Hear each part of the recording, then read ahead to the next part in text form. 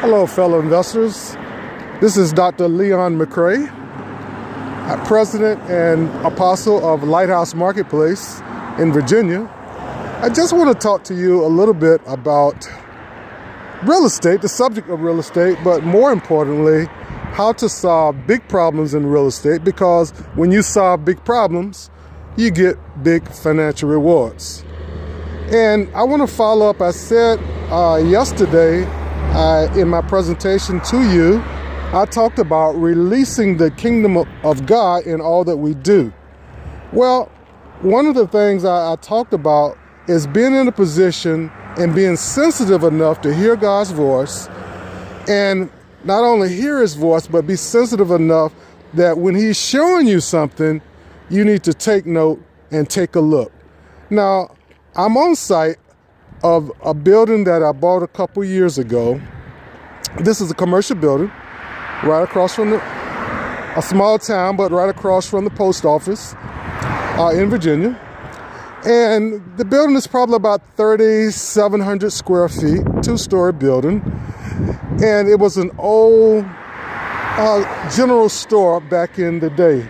The building is from the late 1800s, around 1870, but good, strong bones in this particular building. All right, I'm going to give you a shot. I'm going to turn the camera around so you can take a look at the building.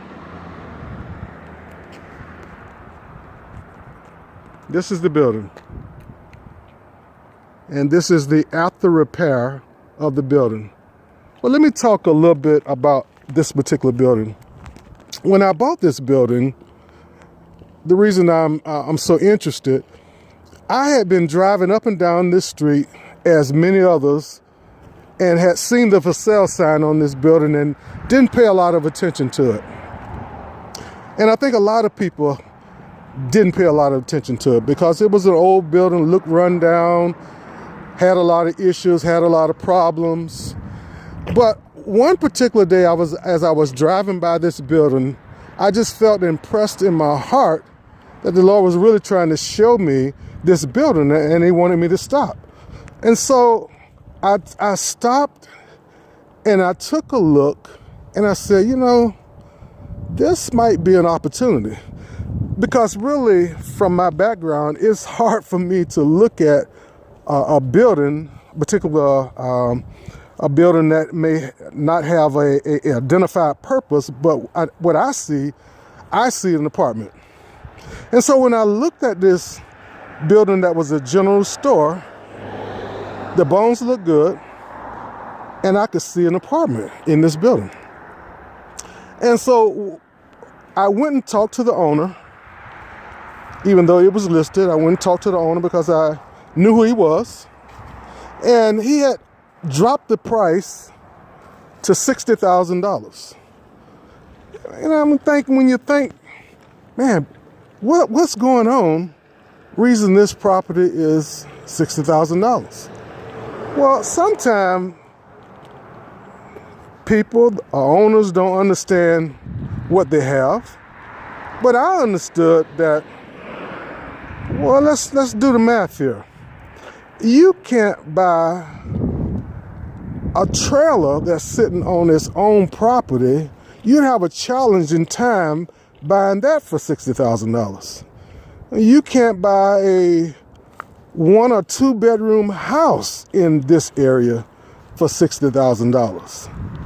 How can I go wrong with this 3,700 square foot building that's selling for $60,000?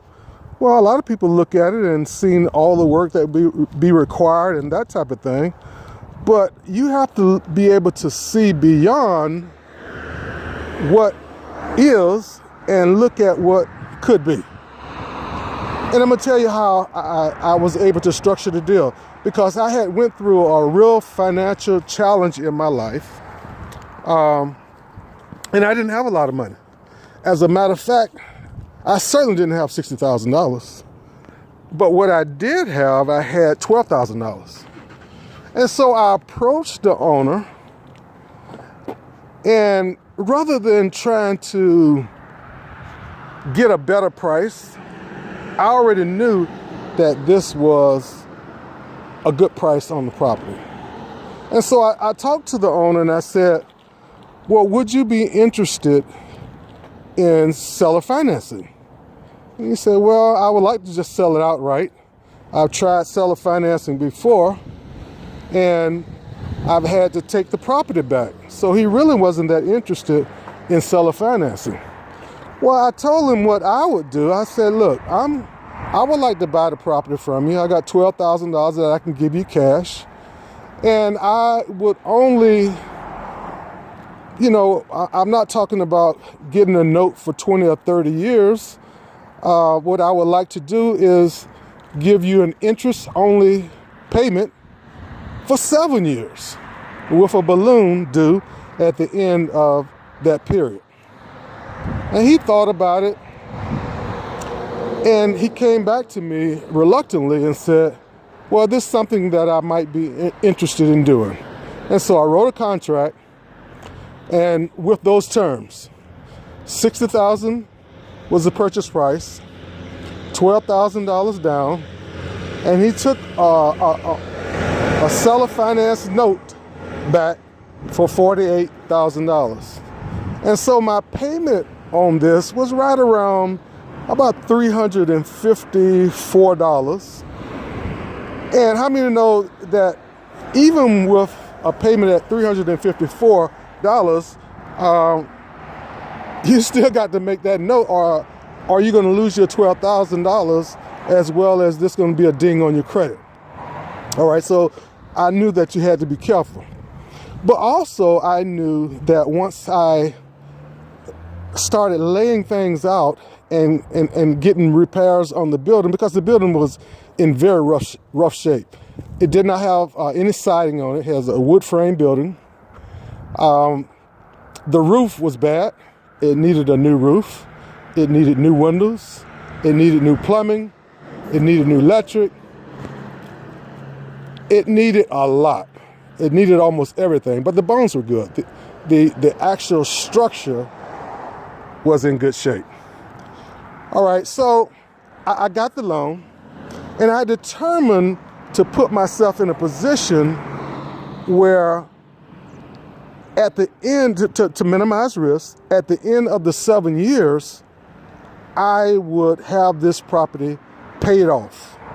And so rather than paying the minimum $354, I gave him every month a check for, it was something over I don't remember the exact figures, but it was around $750 a month instead of the $354 that was required.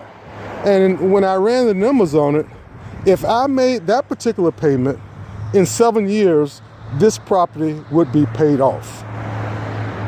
All right. That was one thing I did to minimize the risk. Okay, so now I own the property. All right, I'm taking money that, cash flow that I'm making from other properties and making the payment on this property. Okay, because as I said before, I didn't have the cash. All right, so I looked at the building. On the first level, it was just an open. It's just an open space, so open because that's where that is where the general store was at. But in the back of the building, there was a 1-bedroom apartment to the back of the building. And the person that owned it before I owned it, he actually was trying to set things up where he would have a 4-bedroom house, 1 bath, upstairs. He was going to convert the entire upstairs to a 1-bedroom house. And so he had done a lot of work, but it was unfinished. A lot of work was poorly done and that type of thing. And so I asked myself, well, how would you modify things? And so this would be a cash flow endeavor. So what are the steps that you would use? And usually when I go into a project like this, even from the start, I'm asking God, Lord, allow me to see that which others cannot see. All right. Allow me to plan this out and come up with a plan that makes sense and that I can execute on. So when I started looking at the building, on the first level, I said, well, let's make, instead of a 1-bedroom, let's increase that to a 2-bedroom apartment. All right. And there's also enough space to make a 3-bedroom apartment downstairs as well. So now I laid it out so I'd have a 2-bedroom apartment and a 3-bedroom apartment. And then let me flip the camera around so you can take a look at this. Now you see the front of the building where you see the red door? Okay. Well, where that red door is at, there's a small commercial space because the town would not allow me to convert the whole building to apartments. They wanted the downstairs front unit to be a commercial unit. And so because this area is not a real hot zone for commercial endeavors, I tried to, I didn't only try, I minimized the space available for that first or that front commercial unit. Actually, what I did, I made that about 200 square feet where you, with a full bathroom on that unit. Okay, so usually you can get an office in there. It'd be good for a barber shop and that type of thing. All right. And so after I came up with a plan for the first floor, I looked and said, well, since this is going to be an apartment, there's, most people in an apartment, they want to be able to do laundry in the same place where the apartment is at. And so I laid out some space for a small laundromat, just a washer and a dryer. And first I started with a washer and dryer that I already owned, but then I thought, you know what? I got a captive audience here. Why don't I buy a coin-operated washer and dryer and allow that to be income, additional income? All right, so that was the vision. All right, so that pretty much defines the the first floor of the property.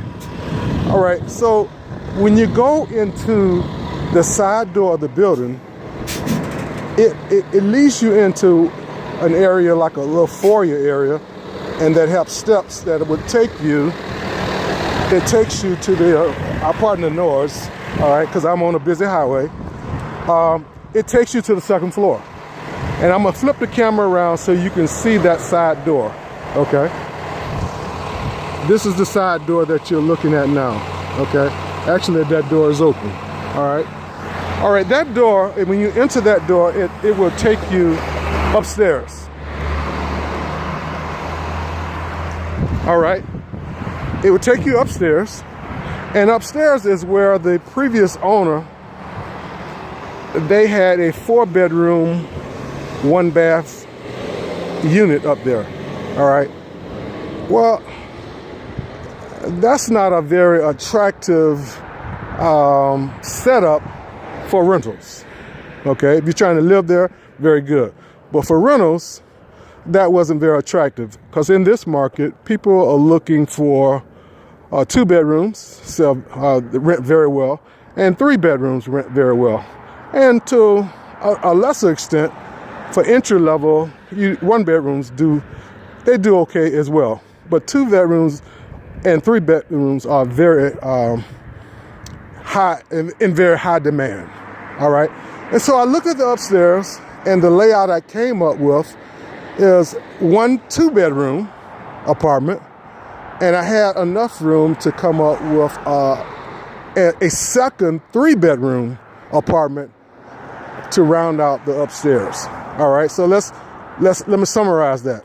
I have a front unit that's a small commercial space, good for a barbershop, small beauty parlor, office. Then I have a 2-bedroom, 1-bath apartment, and I have a 3-bedroom, 1-bath apartment.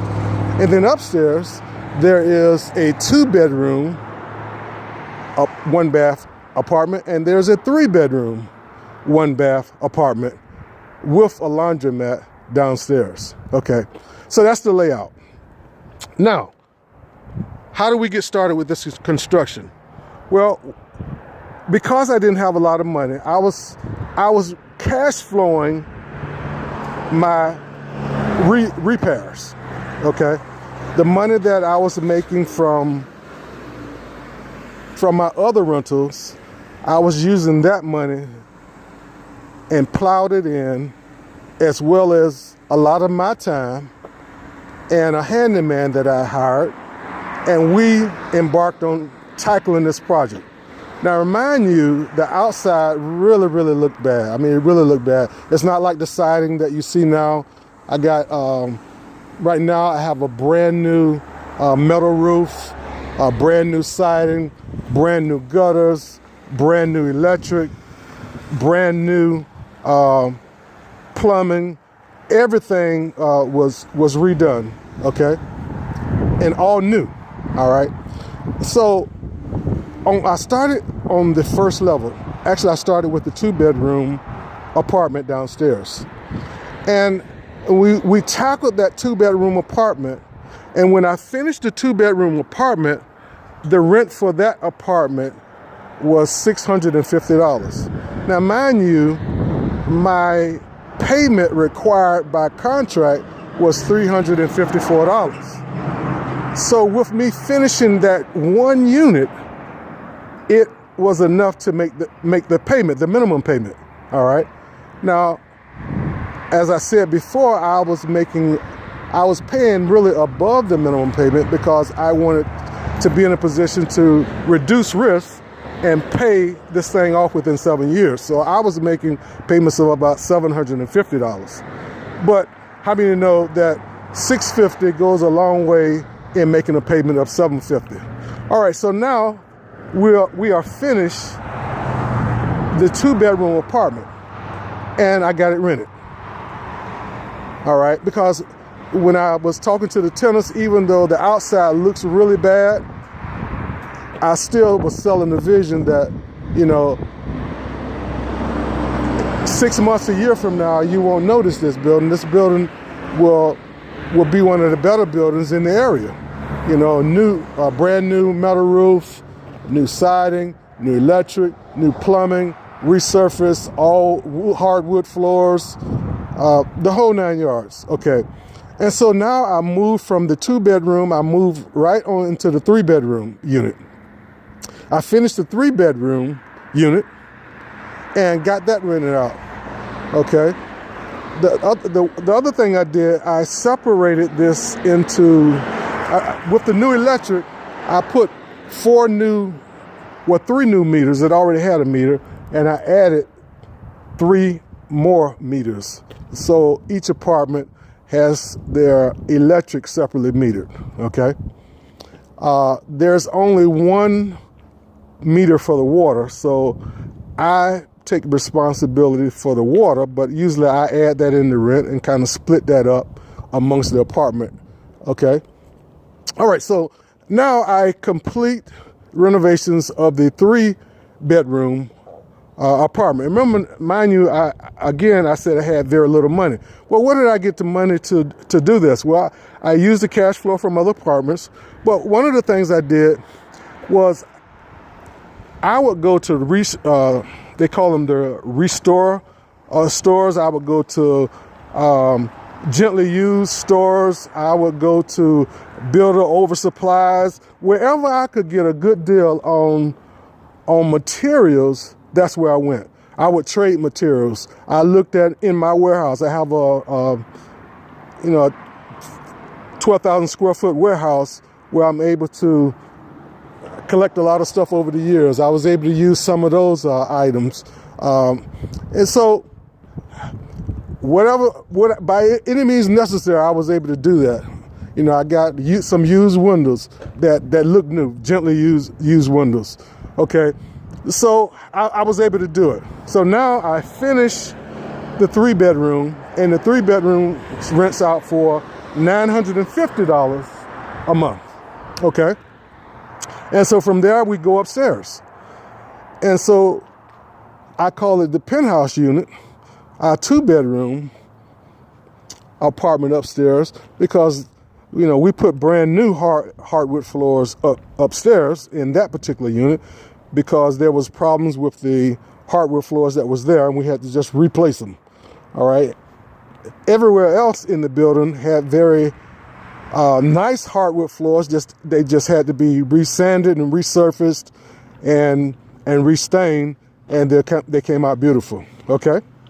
So now I'm working on the two